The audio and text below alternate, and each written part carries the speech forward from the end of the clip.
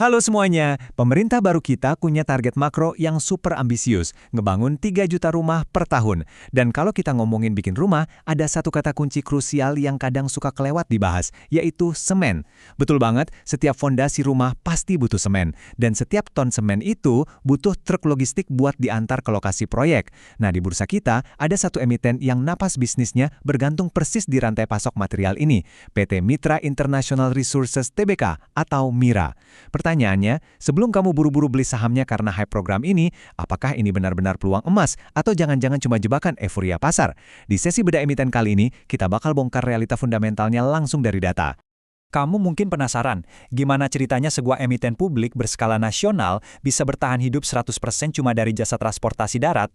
Beneran, nggak ada bisnis sampingan lain? Murni cuma mindahin material berat, mondar-mandir melintasi Pulau Jawa? Apalagi kalau kita lihat, industri semen nasional sekarang, rata-rata utilisasi pabriknya aja masih di bawah 60%, alias lagi lesu banget. Ini kan model bisnis yang super menantang. Tapi, justru disitulah letak dinamika yang sangat menarik buat kita kulik lebih dalam. Jadi, buat ngejawab rasa penasaran itu, ini peta jalan pembahasan kita hari ini. Pertama, kita bakal kenalan dulu sama pondasi bisnis utamanya MIRA. Terus kita cek otot fisiknya, alias kapasitas dan armada truk mereka.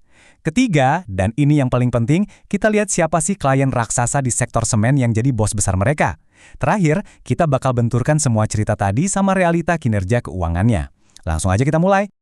Oke, kita masuk ke bagian pertama. Mari kita pahami dulu fondasi dasar dari rutinitas operasi MIRA sehari-hari. Kalau kita perhatikan model bisnisnya, MIRA ini fokusnya sangat tajam dan nggak neko-neko. Seluruh urat nadi pendapatan perusahaan murni berasal dari bisnis jasa transportasi darat. Mereka ini benar-benar ujung tombak logistik. Logikanya begini, kalau ada agenda infrastruktur masif kayak pembangunan jutaan rumah raya tadi, emiten dengan operasional tunggal kayak MIRA ini secara teori bakal langsung ada di garis depan. Kalau pabrik bikin semen lebih banyak, ya otomatis butuh lebih banyak truk buat ngangkut semen kantongnya ke distributor. Terus, di mana otot-otot logistik ini bekerja keras? Fokus operasional MIRA itu ngumpul di Pulau Jawa, terutama Jawa Barat, Jakarta, Banten, dan Jawa Timur. Pemilihan wilayah ini jelas bukan kebetulan ya. Ini manuver yang sangat strategis. Kenapa? Karena kalau program subsidi KPR dan 3 juta rumah rakyat itu dieksekusi, Pulau Jawa dengan penduduknya yang super padat pasti bakal jadi epicentrum pembangunannya. MIRA udah menempatkan aset-asetnya tepat di medan pertempuran yang benar. Sekarang kita geser ke bagian kedua. Kita lihat langsung, senjata utama operasional yang bikin semua ini jalan. Kapasitas dan armada truk. Di lapangan, armada MIRA ini cukup beragam loh. Ada truk mixer, yang biasa kita sebut truk molen, buat jaga adonan beton tetap cair, sampai truk transporter berbadan panjang. Spesialisasi ini krusial banget. Dalam proyek pembangunan perumahan rakyat, yang pergerakannya paling cepat itu adalah distribusi semen kantong dari pabrik menuju toko bangunan. Dan spesifikasi armada MIRA emang udah didesain mumpuni buat bermanuver di ekosistem tersebut secara efisien. Kalau kita rincikan, mereka tuh sangat ngandelin truk berkapasitas gajah, kayak tronton dan portal. Tapi, sebagai pengamat yang kritis, kita harus jeli baca risikonya di sini. Armada MIRA mayoritas usianya udah nggak mudah, dan saat ini nggak ada rencana belanja modal masif buat beli truk baru. Kabar baiknya, utilisasi truk mereka sekarang belum maksimal. Artinya kalau orderan pelan-pelan naik, pendapatan bisa digenjot tanpa perlu keluar modal beli truk baru. Tapi kabar buruknya, kalau tiba-tiba permintaan meledak drastis, keterbatasan kapasitas ini bakal bikin mereka keteteran. Bukti dari kerja keras armada-armada tadi terangkum jelas di angka fantastis ini. Lebih dari 1 juta ton material berhasil mereka pindahkan sepanjang tahun 2024. Secara realita, volume ini memang turun tipis sekitar 2% dari tahun sebelumnya, yang mana sangat mencerminkan kondisi industri properti kita yang lagi lesu. Tapi coba bayangin, kalau rantai pasok perumahan mulai ngegas, angka 1 juta ton ini adalah fondasi super solid yang masih punya ruang kosong lumayan luas untuk didongkrak. Lanjut ke bagian ketiga. Truk-truk tadi jelas nggak bakal jalan kalau nggak ada muatannya kan? Nah, siapa sebenarnya klien yang ngasih napas buat MIRA? Disinilah inti dari kelangsungan hidup MIRA, dan sekaligus letak resiko terbesarnya.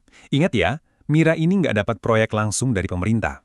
Pendapatan mereka tuh bergantung banget sama raksasa produsen semen, terutama Indosemen dan Solusi Bangun Beton. Ini murni efek domino.